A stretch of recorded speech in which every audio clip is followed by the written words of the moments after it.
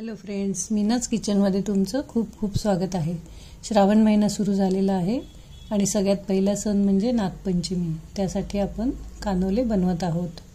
तर मी ही कणिक मळून ठेवलेली आहे, नेहमीसारखीच मळली आहे, फक्त त्यात थोडंसं मळताना तेल टाकलेलं आहे।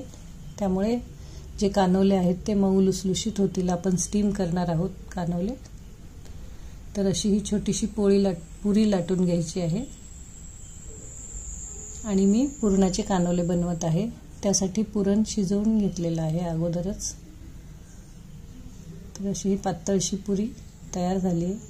त्यामध्ये गुळाचं पुरण केलेलं आहे, ते आता मी सारण म्हणून भरून घेणार आहे। तुम्ही या सारणाच्या ऐवजी गूळ किंवा गूळ खोबरं असं कुठल्याही प्रकारचे कानोले करू शकता, पण पुरणाचं जास्त महत्त्व आहे, त्यामुळे आपण पुरणाचेच कानोले करत आहोत। नागपंचमीला भाजत नाहीत किंवा तळत नाहीत, त्यामुळे असे हे स्टीम केलेल्या कानोल्याचा नैवेद्य आपण नागोबाला दाखवत असतो। तर असा हा छानसा शेप देऊन घ्यायचा आहे।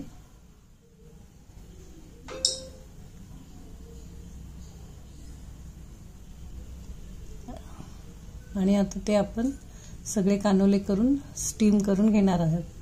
स्टीमर ठेवलेला आहे, त्याला थोडंसं तेल लावून घ्यायचं म्हणजे चिटकणार नाही। असं व्यवस्थित सगळीकडे तेल लावून झाल्यानंतर आता हे आपण कानोले जे बनवून घेतलेत तर स्टीम करून घेऊया। 10 मिनिटातच छान मऊ लुसलुशीत असे कानोले आपले स्टीम होतील।